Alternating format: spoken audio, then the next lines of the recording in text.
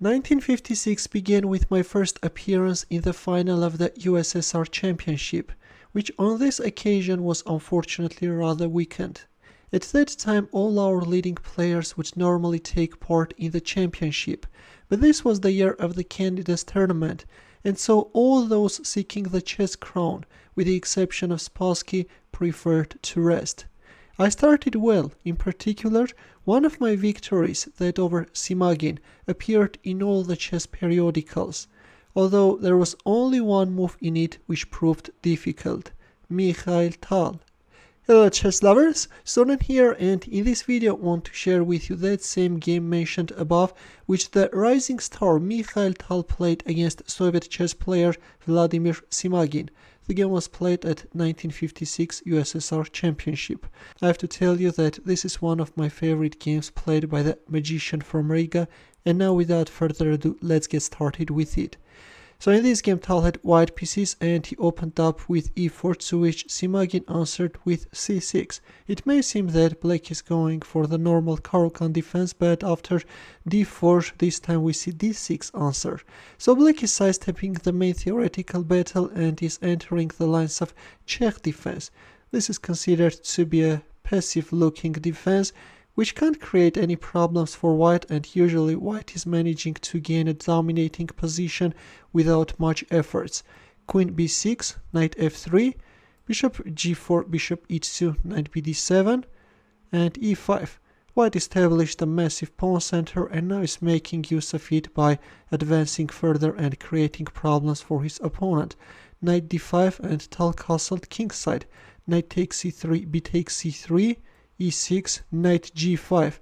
White is offering the exchange of light squared bishops and is putting his knight on an attacking square. h6. Well, at this point it's obvious what is white intending to do. Probably you may have already guessed what's going to be Tal's next move, and that move is knight takes f7. But Simagin considered it to be unsound, and that's why he decided to make this provocative h6 move. Well, if not h6, for example, if bishop e7, then this time f5 can be very strong. If knight takes e5, then simply king h1, and black is in trouble. White has a very dangerous attack. In our game to queen takes e2, Simagin answered with h6, and instead of moving away his knight, Tal went for it and he made knight takes f7 sacrifice. The young master strikes boldly, and now let's see how all this is going to end up. King takes f7, f5. This time Tal wants to open up the f file and target his opponent's king further. Here Simagin played d takes e5, although I have to tell you that knight takes e5 is better. But even in this case, after bishop e3, white is maintaining better attacking chances. In the game, we see d takes e5, f takes e6 check, king takes e6, and at this point Tal made a move which he considered to be very difficult to find. You can pause the video and try to find Tal's next move. Ready? In here, Tal played rook b1, a fantastic rook sacrifice, which speaks loudly about the creativity of the young master. He not only wants to lure away this queen from this diagonal, but also, once the queen is tapping on the first rank, it's becoming an easy target for white pieces. Of course, black has a chance of not accepting the sacrifice, can move back his queen either on c7 or on d8, but in all cases, repelling white's attack turns out to be a very difficult task. That's why Simagin decided to accept the rook sacrifice as well, and we have queen c4 check, king d6, bishop a3 check. So this was the major idea of luring black queen to the first rank. After bishop a3 check, suddenly it turns out that black is now going to lose that queen. King c7, rook takes b1, bishop takes a3, queen b3. We have two nice targets. Bishop e7, queen takes b7 check, king d6, d takes e5. If we take a look at the board, we can see that materially black is doing great.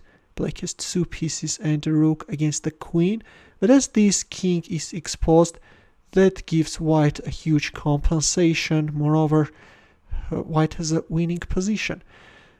Rook d1 is actually stronger, but Tal decided to relieve the tension as soon as possible and captured on e5. Knight takes e5 check, rook d1 check, king e6, queen b3 check, king f5, rook f1 check, king e4. This is crazy, guys. Black king is looking for a shelter in the center of the board. By the way, if you move back your king on g6, then this time queen e6 can follow, and then queen f5 followed by queen takes e5. That's why we see king e4 move, and despite the fact that this king is totally exposed, targeting it is not that easy. Here Tal played rook e1 check, but queen e6 is better. In this case, white is managing to have a better control over black king. Instead we see rook e1 check, king f5, g4 check, king f6, rook f1 check, king g6, and now we can see that the queen managed to escape successfully, king h7. By the way, if bishop f6, then queen f5 check, and then queen takes e5, a similar line we have already seen. In the game we see king h7 and queen takes e5. So finally, after harassing black king that long, white managed to win a piece. Rook h e8, but still black is holding. Rook f7 with the direct mating threat, bishop f8, queen f5 check, king g8. Black managed to find a shelter for his king. King f2. This is the start of a strange idea which Tal wants to bring into life. He wants to bring his king on g6.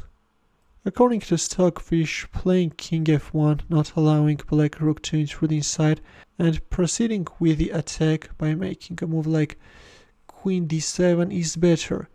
But Tal played king f2, which allowed black to activate his bishop with a check.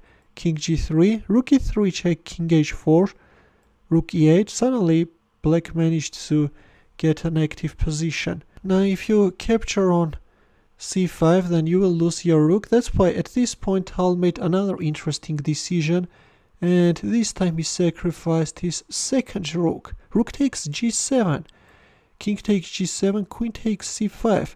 And now with the single queen, white is going to fight against these two rooks. Rook 8 e6, but this seems to be a mistake. Protecting the pawn on a7 is better. In this case, black can put a tough resistance, although still, even in this case, Stockfish gives white better chances. But all in all, when you are saving this pawn on a7, you are making things harder for white. Instead, we see rook e6, which allowed Tal to win this pawn and get a passed pawn on the a file. King g6, queen a8, king f6.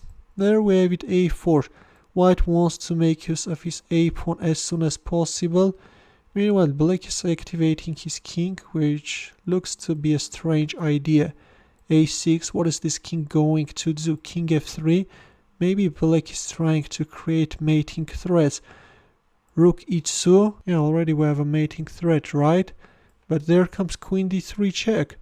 Rook e3. And at this point, Tal made another fantastic decision, thus forcing a resignation. There is actually a forced mate in 2, which Tal strangely missed, but the continuation which he chose involves a queen sacrifice, and this time Tal went for queen takes e3. This is crazy, guys. So many sacrifices were made in this game. First knight takes f7, then a rook sacrifice, then the second rook sacrifice, and finally with a queen sacrifice on move 45, Tal is forcing a resignation because a new queen is going to be born with white's next move. Yeah, this was truly a marvelous game, which I hope that you enjoyed greatly. Once again, I have to tell you that this is one of my favorite games played by the magician from Riga. In the end, a chess puzzle for you, which is maybe a bit complex one, and this one is taken from Mikhail Tal's game. The task is to find the winning line for white. As usual, we'll wait for your answer in the comment section. Feel free to check out my early uploads as well. We'll see you in my next video. Take care.